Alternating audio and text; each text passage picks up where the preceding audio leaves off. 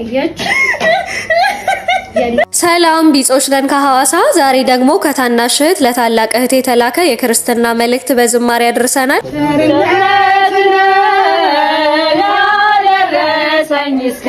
ዛሬ ቸርነት ነው የጠበቀኝ እስከ ዛሬ ላመስግን የኔ ጌታ በዝማሬ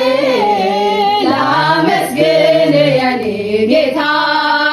በዝማሬ መክሊቴን ቀብሬ አክብረኝ ለይቅርታ መጣሁ ተቀበለኝ ቸርነት ነው ያደረሰኝ እስከ ዛሬ ላመስግን የኔ ጌታ በዝማሬ ላመስግን ድንቅ አድርጎልኛል